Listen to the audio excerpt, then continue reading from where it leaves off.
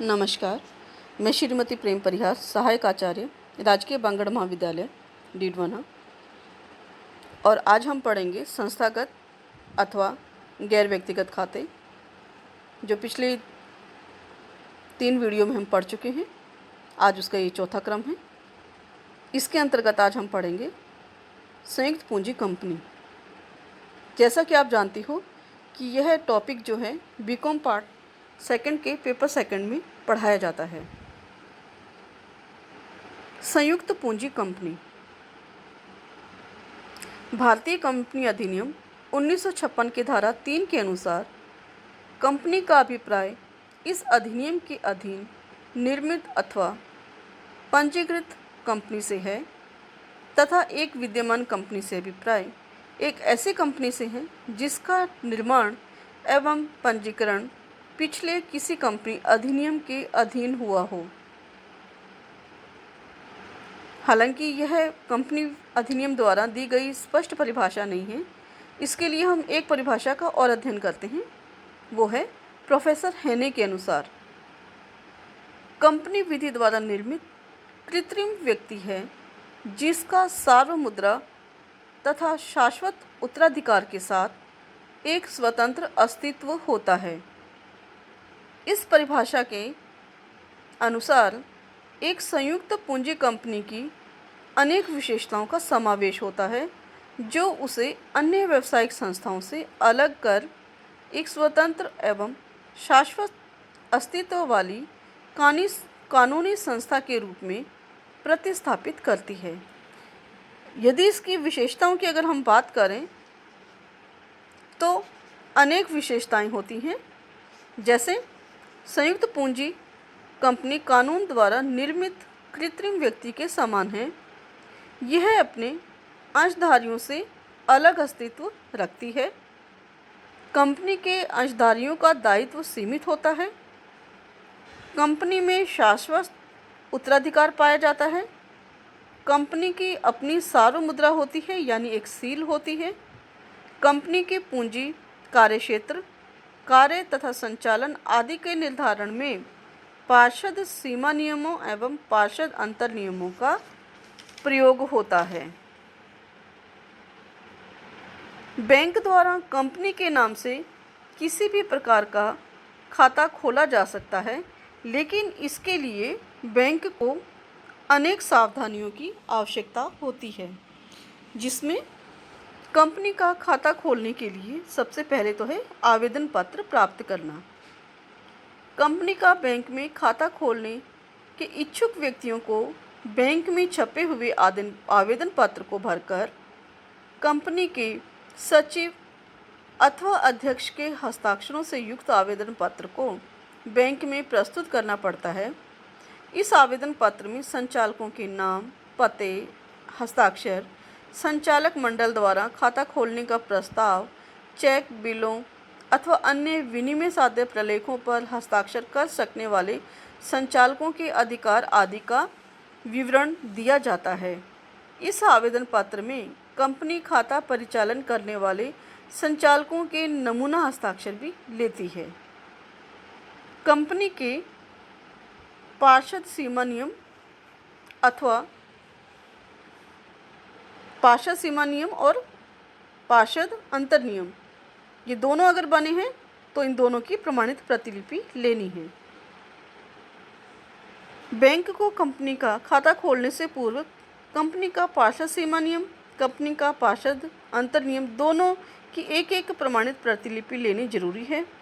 इनकी प्राप्ति के बाद ही इनकी गहन जांच होनी चाहिए ताकि कंपनी के इन दस्तावेजों की सत्यता को स्पष्ट किया जा सके। कंपनी का पार्षद सीमा नियम कंपनी का वह चार्टर है जिसमें कंपनी के उद्देश्यों, कंपनी के रजिस्टर्ड कार्यालय, कंपनी का कार्यक्षेत्र, कंपनी के व्यवसाय की प्रकृति आदि के बारे में उल्लेख होता है। जबकि पार्षद अंतर नियमों में कंपनी के उद्देश्यों की पूर्ति के लिए नियम, कंपनी के संचालकों एवं अन्य पदाधिकारियों के अधिकार, कर्तव्य तथा उन पर लगाए गए प्रतिबंधों का समावेश होता है। अतः बैंक को इनका प्रमाणित प्रतिलिपि लेनी बहुत जरूरी होती है। इन दोनों प्रपत्रों की प्रमाणित प्रतिलिपि से कंपनी के खातों के परिचालन में नियमों एवं उपनियमों के अतिक्रमण को रोकने में मदद मिलती है। कंपनी का व्यापार प्रारंभ करने का प्रमाण पत्र प्राप्त करना। यद्यपि एक प्राइवेट कंपनी को समामेलन का प्रमाण पत्र मिलने के साथ ही अपना व्यापार प्रारंभ करने का वैधानिक अधिकार मिल जाता है, किंतु एक सार्वजनिक कंपनी को तब तक व्यापार प्रारंभ नहीं करने का होता है जब तक कि उसे व्यापार प्रारंभ करने का प्रमाण पत्र प्राप्त न हो जाए। इस प्रमाण पत्र को प्राप्त करने के लिए एक पब्लिक कंपनी को भारतीय कंपनी अधिनियम 1956 की धारा 149 की अनुसार न्यूनतम चंदे की प्राप्ति तथा अंश आवंटन शर्तों की पूर्ति करना जरूरी होता है। जब एक सार्वजनिक कंपनी को समामेलन का प्रमाण पत्र तथा व्यापार प्रारंभ करने का प्रमाण पत्र दोनों प्राप्त नहीं हो जाते, उसे वैधानिक लेन देन का अधिकार नहीं मिलता है। अतः बैंक को किसी भी नई कंपनी यानी सार्वजनिक कंपनी का खाता खोलने से पूर्व इन दोनों प्रमाण पत्रों की मूल प्रतियां मय प्रमाणित प्रति के प्राप्त कर लेनी चाहिए और मूल प्रतियों को मिलाकर वापस लौटा देनी चाहिए। कंपनी के सभी दस्तावेजों की जांच। बैंकर को कंपनी का खाता खोलने से पूर्व कंपनी से प्राप्त सभी दस्तावेजों की बारीकी से जांच करनी चाहिए। कंपनी को ऋण लेने का अधिकार। व्यापार तथा उद्योग में संलग्न सभी संयुक्त पूंजी कंपनियों को अपने कार्य संचालन के लिए ऋण लेने का गर्भित अधिकार होता है। कंपनी के ऋण लेने के अधिकार तथा सीमा का निर्धारण कंपनी के पार्षद सीमा नियम तथा पार्षद सीमा अंतर नियम के द्वारा किया जाता है। अतः बैंक को ऋण आवेदन पत्र प्राप्त करते ही कंपनी प्रपत्रों से यह तय कर लेना चाहिए कि संचालकों को आर्थिक ऋण लेने का अधिकार है तथा कंपनी को कितना ऋण दिया जा सकता है। बैंक हित में कंपनी के अध्यक्ष, सचिव तथा किसी संचालक से यह प्रमाण पत्र ले लेना चाहिए कि दिया जा रहा ऋण संचालक विशेष के अधिकार से बाहर नहीं है। बैंक अधिक सुरक्षा के लिए प्रत्येक ऋण प्रार्थना पत्र के साथ संचालक मंडल का अलग से प्रस्ताव ले सकता है। बैंक को ऋण स्वीकृत करने से पहले यह भी देख लेना चाहिए कि संचालक मंडल के ऋण लेने का अधिकार कंपनी के अनुसार ही है, उस पर कोई प्रतिबंध तो नहीं लगाया गया है। संचालक मंडल को ऋण प्राप्ति के लिए कंपनी की संपत्ति को गिरवी रखने का गर्भित अधिकार है, किंतु अगर कंपनी पार्षद सीमा नियमों अथवा सीमा नियमों के विपरीत कोई प्रावधान हो तो बैंक को उसका ध्यान में रखना होगा। यदि सद्भावना से कार्य करते हुए भी कोई बैंक कंपनी के संचालकों को ऋण स्वीकृत कर देता है, किंतु बैंक की बिना जानकारी के वह संचालक उस ऋण का अनधिकृत उपयोग करता है, तो बैंक के अधिकारों पर कोई विपरीत प्रभाव नहीं पड़ेगा। यदि उसने सद्भावना पूर्वक उस संचालक को ऋण दिया है बैंक ने, तो बैंक यहाँ पर क्षतिपूर्ति का दोषी नहीं पाया जाएगा, बैंक की यहाँ कोई गलती नहीं होगी। कंपनी को अपनी प्रदत्त पूंजी अथवा सामान्य कोषों की कुल राशि के योग से अधिक ऋण लेने का अधिकार नहीं है। या ये ध्यान देना चाहिए कि बैंक को इस सीमा से अधिक ऋण कंपनी को नहीं देना चाहिए, क्योंकि कंपनी विधान के अंतर्गत कंपनी संचालकों अथवा संचालक मंडल पर प्रदत्त पूंजी तथा सामान्य कोषों के कुल योग से अधिक ऋण लेने पर प्रतिबंध है। यदि सामान्य कोषों में से कोई पूंजी व्यय के लिए बनाया गया कोष भी शामिल हो तो उसे सामान्य कोष में से घटा देना चाहिए। बैंक को ये ध्यान रखना चाहिए कि इन विशेष रिजर्व्स में अगर कोई कैपिटल रिजर्व्स भी है तो उसको घटाकर ही उस कुल ऋण देय क्षमता का ज्ञान करना चाहिए। इस प्रकार प्रदत्त बैंक ऋण राशि की गणना करते समय यदि बैंक द्वारा प्रदत्त अस्थायी ऋण है तो उसे भी शामिल नहीं करना चाहिए। ऋण लेने का अधिकार एवं अधिकार का हस्तांतरण। प्रस्ताव द्वारा ही संचालक मंडल को ऋण पत्रों के अलावा ऋण लेने का अधिकार और अधिकार का हस्तांतरण होता है। कंपनी विधान के अनुसार ये प्रावधान है कि संचालक मंडल ऋण पत्रों को छोड़कर अन्य ऋणों के बारे में प्रस्ताव पास करके ही ऋण लेने का अधिकारी है तथा वे प्रस्ताव पास कर अपने इस अधिकार का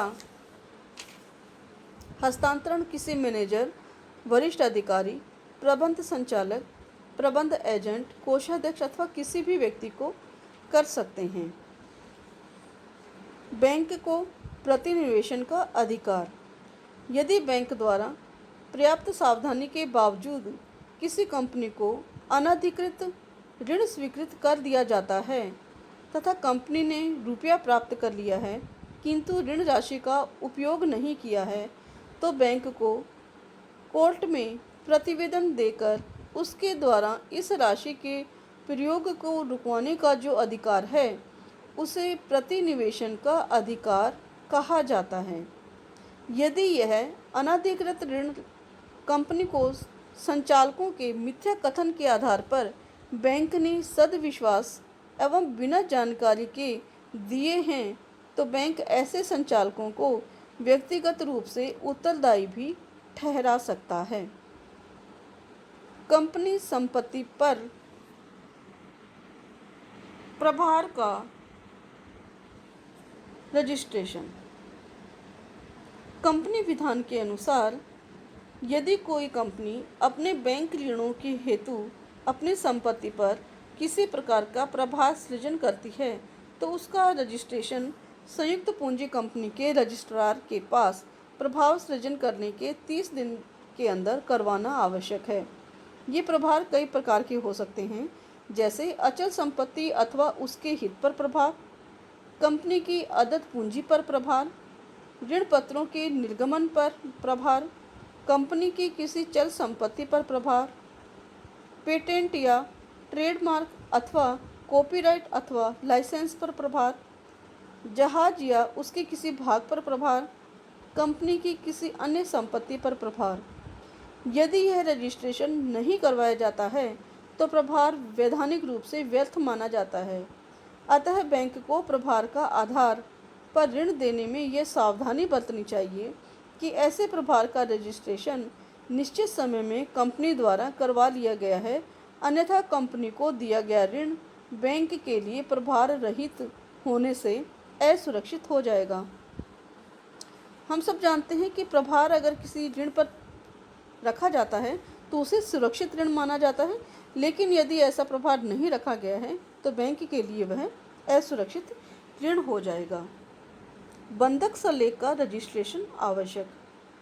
कंपनी अधिनियम के अंतर्गत यह भी स्पष्ट प्रावधान है कि यदि कोई कंपनी अपनी अचल संपत्ति को ऋण की प्रतिभूति के रूप में बंधक रखती है, तो ऐसे बंधक को कंपनी रजिस्ट्रार के यहाँ रजिस्टर करवाना होता है। यह रजिस्ट्रेशन बंधक संलेख के 30 दिन के भीतर होना आवश्यक है। अगर कंपनी बंधक संलेख का रजिस्ट्रेशन निर्धारित अवधि में नहीं कराती है तो यह वैधानिक रूप से व्यर्थ हो जाता है। अतः बैंक को ऐसे संलेखक के आधार पर दिए गए ऋणों को सुरक्षित करने के लिए यह देख लेना चाहिए कि बंधक संलेख का रजिस्ट्रेशन निर्धारित समय यानी 30 दिन के भीतर हुआ है कि नहीं। कंपनी के ऋण पत्र।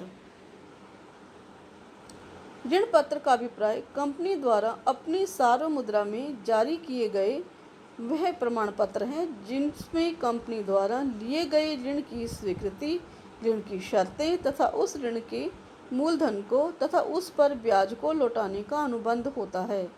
ऋण पत्र में ऋण पत्र, स्टॉक, बॉन्ड्स और कंपनी की अन्य प्रतिभूतियों का समावेश है, चाहे वे कंपनी की संपत्तियों पर भार उत्पन्न करें अथवा न करें। बैंक को कंपनी की अधिविकर्ष अथवा ऋण देते समय कंपनी के ऋण पत्रों की कुल राशि तथा उन पर कंपनी की संपत्ति के प्रभार आदि का पूरा ध्यान रखना चाहिए। संचालकों के व्यक्तिगत खाते।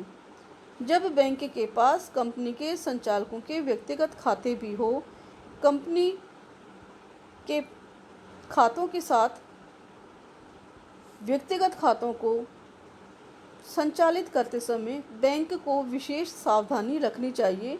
न तो कंपनी के नाम से चेक संचालकों के व्यक्तिगत खाते में जमा हो और न संचालकों के व्यक्तिगत चेकों का भुगतान कंपनी के खातों से हो। यदि बैंक ने पर्याप्त सावधानी न बरती और कंपनी को नुकसान होता है तो बैंक को इसके लिए उत्तरदायी ठहराया जा सकता है। प्राइवेट कंपनी के लेन देन में विशेष सावधानी। कंपनी अधिनियम में प्राइवेट कंपनी यानी निजी कंपनी के निर्माण एवं संचालन को वैधानिक मान्यता प्रदान की गई है, किंतु उन्हें अधिनियम में कई प्रकार की छूटों और सुविधाएं भी दी गई हैं। अतः कई साझेदारी फर्में अथवा एकल कंपनी अपना दायित्व सीमित करने और कंपनी निर्माण के लाभ उठाने के लिए निजी कंपनी का निर्माण कर लेते हैं। अतः बैंक को उनसे वित्तीय व्यवहारों और ऋणों के लेन देनों में विशेष सावधानी बरतनी चाहिए। सहकारी समितियां। सहकारी समिति का अभिप्राय एक ऐसी संस्था से है जिसका निर्माण आर्थिक दृष्टि से कमजोर लोगों द्वारा अपने आर्थिक हितों की रक्षा और संवर्धन के उद्देश्य से पारस्परिक सहयोग एवं समानता के सिद्धांत पर किया जाता है और उसका पंजीकरण देश में प्रचलित विधानों के अंतर्गत होता है। भारत में सहकारी समितियों का गठन संबंधित राज्य के सहकारी समिति अधिनियम के अंतर्गत होता है। इनके माध्यम से बैंकों को अगर कोई व्यवहार करना है तो अनेक सावधानियां रखनी पड़ती है। कौन कौन सी सावधानियां हैं उनको हम पढ़ लेते हैं। समिति का पंजीकरण। सबसे पहले तो ये देखना है कि समिति का पंजीकरण हुआ है कि नहीं। बैंक को किसी भी समिति का खाता खोलने या ऋण देने से पूर्व यह देख लेना चाहिए कि समिति का रजिस्ट्रेशन अधिनियम के अंतर्गत राज्य के उप रजिस्ट्रार के द्वारा किया गया है या नहीं। रजिस्ट्रेशन के प्रमाण पत्र की प्रमाणित प्रतिलिपि लेना बैंक के लिए आवश्यक है। समिति के नियम उपनियम की प्रमाणित प्रतिलिपि। बैंकों को खाता खोलने से पूर्व समिति के नियम उपनियमों की एक प्रमाणित प्रतिलिपि भी लेनी चाहिए, क्योंकि इनसे ही समिति के नाम, उद्देश्य, उसका कार्यक्षेत्र, प्रबंधन पदाधिकारी, उनके कर्तव्य, अधिकार आदि के बारे में विस्तृत जानकारी उसे मिल सकती है। खाता खोलने या ऋण लेने के पारित प्रस्ताव की प्रति। बैंक को समिति का खाता खोलने और ऋण लेने के पारित प्रस्ताव की प्रतिलिपियां आवेदन के साथ लेनी चाहिए, जिसमें यह उल्लेख हो कि बैंक को समिति का बैंकर बनाने का निर्णय किया गया है। बैंक में समिति का खाता संचालित करने वालों के नाम बताए गए हैं। बैंक खाता संचालन संबंधी विशेष निर्देश अगर कोई हैं तो उनके संबंध में पारित प्रस्तावों की प्रतिलिपि लेना आवश्यक है। समिति के ऋण लेने का अधिकार। बैंक को किसी भी सहकारी समिति को ऋण देने से पूर्व उस समिति के नियम उपनियमों में दिए गए समिति के ऋण अधिकारों की पर्याप्त छानबीन कर लेनी चाहिए। उस पारित प्रस्ताव की भी प्रतिलिपि प्राप्त करनी चाहिए जिसके अंतर्गत ऋण लेने का अधिकार का प्रयोग किया जा रहा है।